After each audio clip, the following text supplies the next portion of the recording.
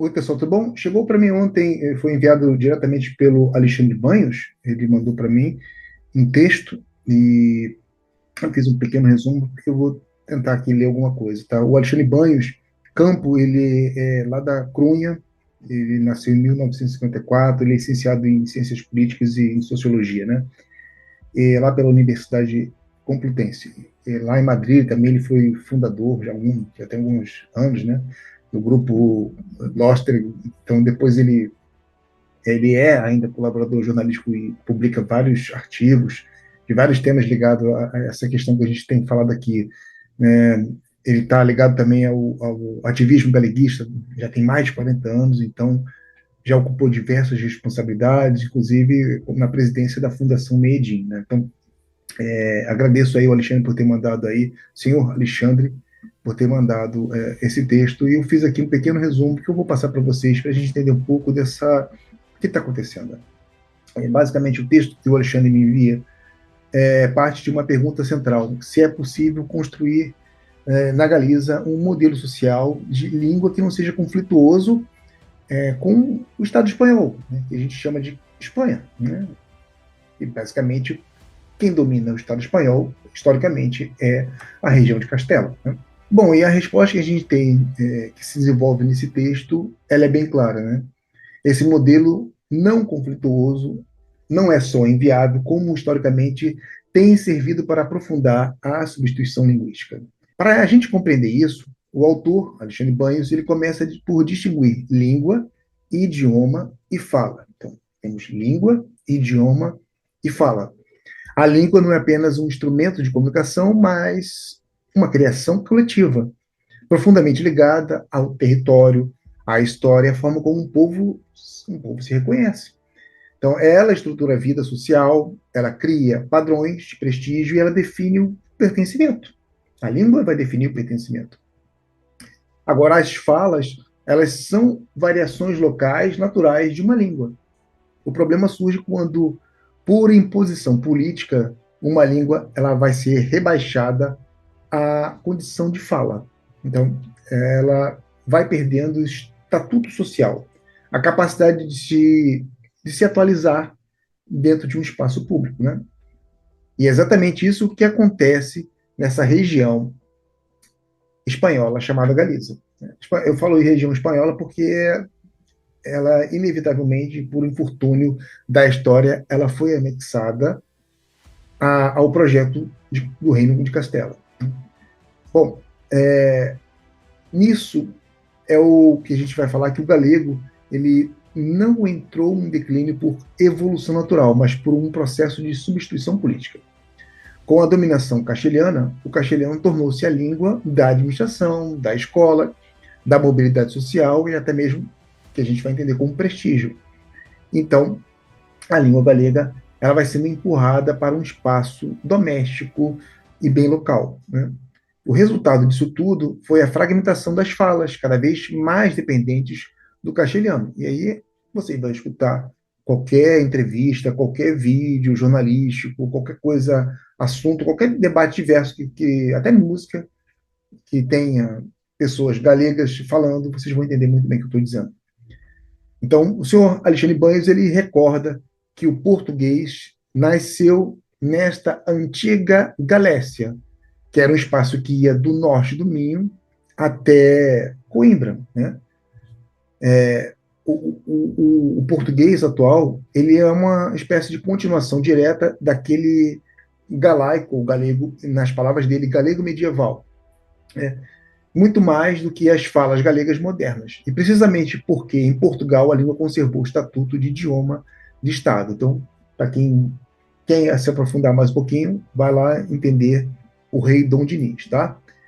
Bom, na Galiza, a perda da soberania política traduziu-se numa erosão linguística prolongada.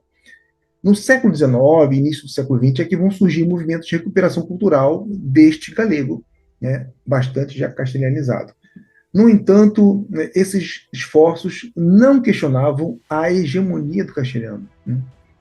Então, o que a gente tem aqui é que a escrita galega adotou uma ortografia castelhana, não por opção livre, mas porque ela era a única que era ensinada nas escolas. as pessoas eram alfabetizadas em castelhano. Então, era o que era permitido e é o que era conhecido. O galego, então, ele nasceu como uma língua regional, né? Ele vai, na verdade, renascer como uma língua regional, mas de uma forma subordinada e não como um idioma pleno. E aí a gente avança no tempo e vem o franquismo. Então, com a ditadura franquista, o processo vai se agravar mais, ele vai se aprofundar. O galego, ele não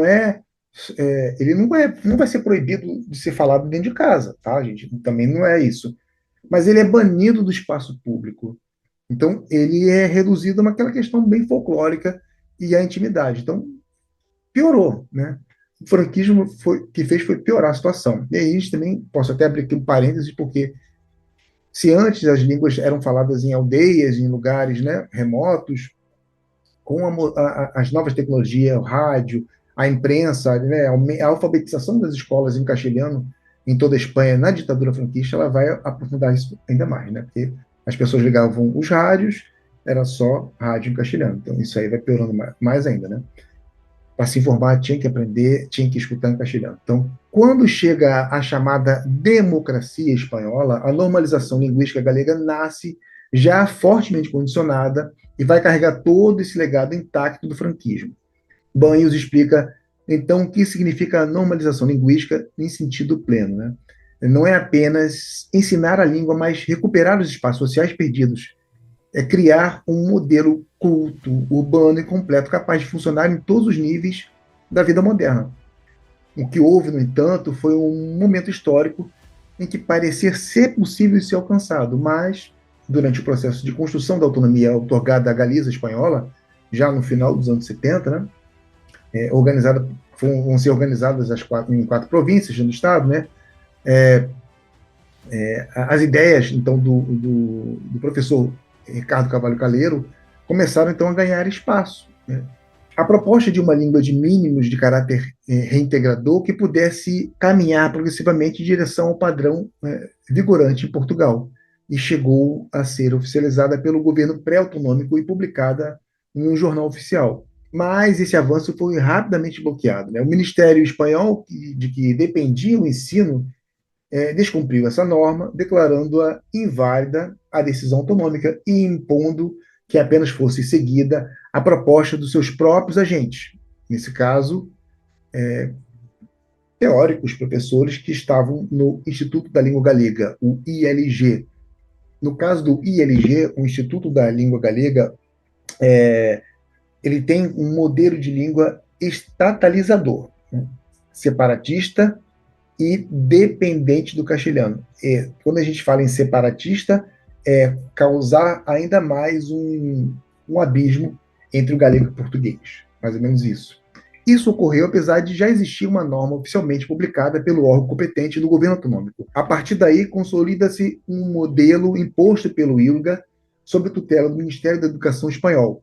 Mais tarde, reforçado pelo Decreto Filgueira Valverde. Decreto Filgueira, né? Que institucionalizou uma norma linguística dependente do castelhano e hostil ao que a gente chama de movimento reintegracionista. O processo de normalização transformou-se, na prática, num sistema de controle da língua, de combate ao lusismo e de neutralização de qualquer projeto linguístico emancipador. A comparação com, por exemplo, a Catalunha torna isso ainda mais evidente. O catalão só conseguiu avançar porque rompeu conscientemente com o modelo dependente do castelhano, graças ao trabalho de Pompeu Fabra, que reconstruiu a ortografia histórica, depurou castelhanismos e concebeu o catalão como língua normal e completa e não subordinada ao castelhano.